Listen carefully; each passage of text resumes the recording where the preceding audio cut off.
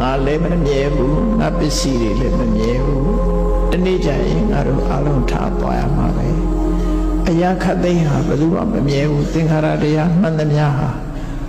ဘယ်အရာပဲဖြစ်ဖြစ်ပြောင်းလဲပျက်စီးခြင်းနဲ့ပဲကြုံရမယ်ဆိုရယ်စဉ်းစားဉာဏ်လေးတစ်ခုဖြစ်အောင်ကြိုးစားလိုက်ပါဆိုတာဝိပဿနာဉာဏ်ဖြစ်အောင်လုပ်ခိုင်းတာဆိုလို့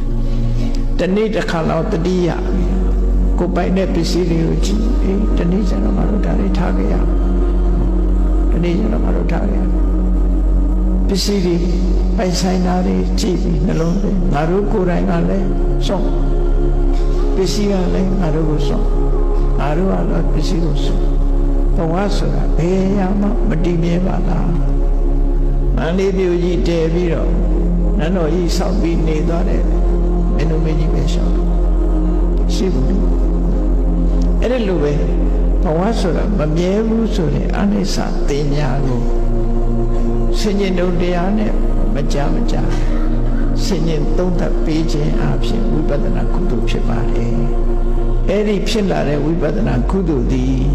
ကုသိုလ်တွေမှာအကောင်းဆုံးလုပ်လို့ရတဲ့ကုသိုလ်တွေမှာအကောင်းဆုံးပဲဒါဖြင့်သောရကတဲ့မယ်ဆိုရင်လူတွေအဲ့ဒါတွေတွေးရင်စိတ်ညစ်တယ်နော်အကုန်လုံးထားခဲ့ရမှာဒါတွေတွေးစိတ်ညစ်တယ်လို့ထင်ကောင်းထင်တယ်မဟုတ်ဘူးအသိဉာဏ်နဲ့ဆင်ញင်သုံးသပ်ကြည့်တာအမှန်ကန်ကိုဆင်ញင်သုံးသပ်ကြည့်ရမယ်ကြည့်လိုက်ဘယ်လိုအကျိုးရတော့ဆိုတွေ့တာမှုတွေရော့သွားတယ်ဒါမှန်မယ်တွေ့တာမှုတွေရော့သွားကိုယ်ကိုထာဝရဖြစ်နေတဲ့အတွေးဟာရော့သွားတယ်။ငါတို့ကတခဏပါလား။တခဏဆိုတာငါတို့အကျိုးရှိတာလောက်ရမှာပါလားဆိုဒီအတိလေးဝင်လာ။အဲ့ဒီအတိကတတ်မိုးရှိတာပြောတယ်နော်။တွေ့တာမှုတွေကိုလျှော့ချနိုင်တယ်။အတိနဲ့မှတွေ့တာမှုကိုလျှော့ချ။တွေ့တာမှုလျှော့ချနိုင်မှရှင်ထဲကတောကဆိုတာလျှော့ချလို့ရတယ်။စေကကြည့်လေကိုယ်နဲ့မပိုင်တဲ့ပစ္စည်းတွေလည်းဘူးမှတောကမရှိဘူး။ကိုမသိတဲ့လူတယောက်အတွက်လည်းဘယ်တော့မှတောကဖြစ်ဘူးတောကဖြစ်တာကိုနဲ့ခင်မင်းရင်းနှီးမှုကိုအကြောင်းပြုတယ်